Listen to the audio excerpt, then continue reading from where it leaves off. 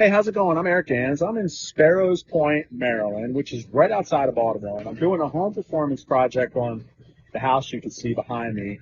It's in desperate need of insulation in the attic and the crawl space, but the homeowner can only do the project in phases. So she decided to do the attic first. Therefore, I suggested that there were a few high impact, low cost things that she could do in the crawl space in the meantime to really help her overall comfort and energy efficiency. And I'm going to not only show you what those are, but we can measure the results and measure the overall air leakage impact that these things will do for very, very little cost. So right after the insulation team finished sealing and adding insulation to the attic, I was ready to do a second blower door test. The first blower door test took place during the energy audit. Before making any changes in the crawl space, I wanted to get a baseline measurement. And the test you see here was done after sealing and insulating the attic.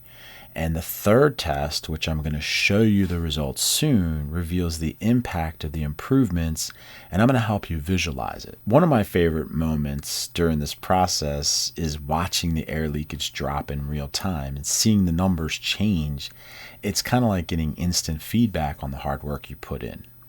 Since full encapsulation of the crawl space wasn't really an option, as I said before, I focused on a targeted solution, blocking and sealing all of the 6 open vents in the crawl space.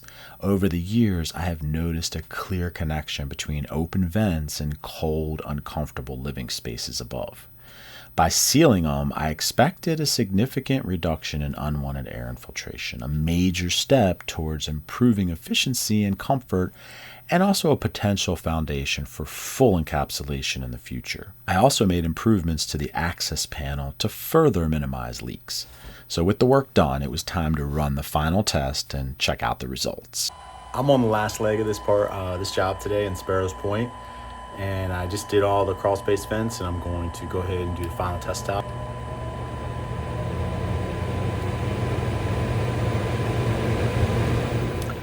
Let's put that into perspective. After sealing the crawl space vents, the blower door test showed a reduction in air leakage from 1831 CFM down to 1746. But what does that actually mean?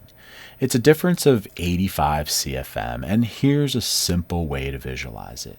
A common rule of thumb in building science is that for every 1 CFM of air leakage, it equals about 0.01 square feet of opening. That means by sealing those vents, we effectively closed off about 1 square foot of total air leakage area. To put that in real world terms, that's just under the size of a standard sheet of printer paper. So imagine having a hole nearly that big in your wall letting air pour in all year round. Hey, and that's not even to mention the 10 sheets that we got earlier in the day when we did the attic. Thanks for watching.